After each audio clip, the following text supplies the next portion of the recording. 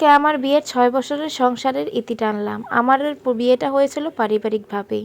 বিয়ের পরে সব কিছুরও ঠিকভাবেই যাচ্ছিল। কিন্তু হঠাৎ করে ৬ মাস যেতেই লক্ষ্য করলাম আমার হাসব্যান্ড আমার সাথে তেমন কোনো কথা বলে না। আমার সাথে মানে এক বিছানায় ঘুমায়ও না এবং আমাকে সময়ও দেয় না।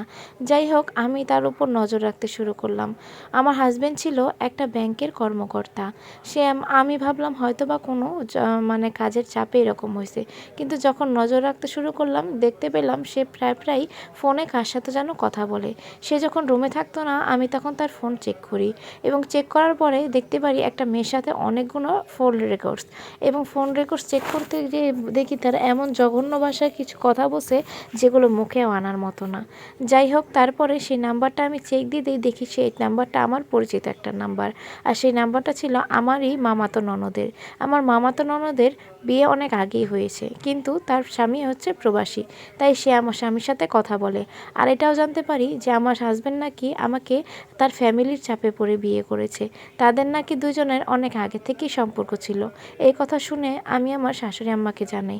আমার শাশুড়ি মা আমাকে বলে, মা ধৈর্য ধরো, বিয়ের আগে সবারই এরকম সম্পর্ক থাকে, কিন্তু বিয়ের পরে সব কিছু ঠিক হয়ে যায়, তোমরা একটা বাচ্চা কাচ্চা নিয়ে নাও। তার কথা মতো আমি একটা বাবু নেই, আর বাবু নেওয়ার পরেও আমি কোনো রকম পরিবর্তনই দেখতে পারি না। আমি আমার পরিবারকে জানাই। তখন আমার পরিবার বলে, মা একটু ধৈর্য ধরো, সব কিছু ঠিক হয়ে যাবে। তারপর আমি অনেক ধৈর্য ধরলাম, কিন্তু কোনো কিছুই ঠিক হচ্ছিল না। তাদের সম্পর্ক যত দিন যাচ্ছিল তত গভীর হচ্ছিল।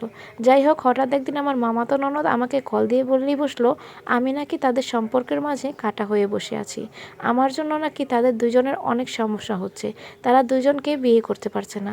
তারা মানে আমার জন্য কোনো কিছুই করতে পারতেছে না। আমি যেন তাদের জীবন থেকে সরে যাই। এটা শুনে আমি আমার মামাতো ননদের পায়ে ধরে বলি, বোন প্লিজ, তুমি আমার সংসারটা বাঁচাতে পারো। আমার ছোট বাচ্চাটার মুখের দিকে তাকিয়ে তুমি আমার হাজব্যান্ডকে ছেড়ে দাও, আমাদের জীবন থেকে সরে যাও। তোমার তো সংসার আছে, সেটা নিয়ে তুমি হ্যাপি থাকো। এটা বলাতে আমার মামাতো ননদ আমাকে অনেক খারাপ ভাষায় কিছু গালাগালি করে এবং আমাকে অনেক কথা শুনিয়ে দেয়।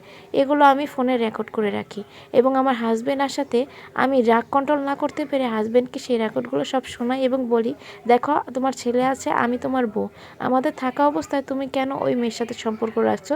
তুমি সরে আসলেই তো পারো। এটা শুনে আমার হাজব্যান্ড অনেক রেগে যায় এবং আমাকে অনেক মারধর করে। আমাদের বিয়ের পরে এই প্রথম সে আমার গায়ে হাত তুলেছে। সে রাগের মাথায় আমাকে বলে আমি যেন সকাল হলে আমার বাবার বাড়ি চলে যাই। আমার শাশুড়ি ননদ কেউই এর হয়ে কোনো বিচার করেনি, এমনকি তার ছেলের যে অন্যায় ছিল তাও কিছু বলেনি।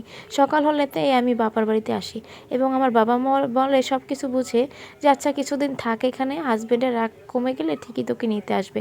কিন্তু তারপর দিনের পর দিন, মাসের পর মাস কেটে গেল, কিন্তু আমার হাজবেন্ড আর আসলো না।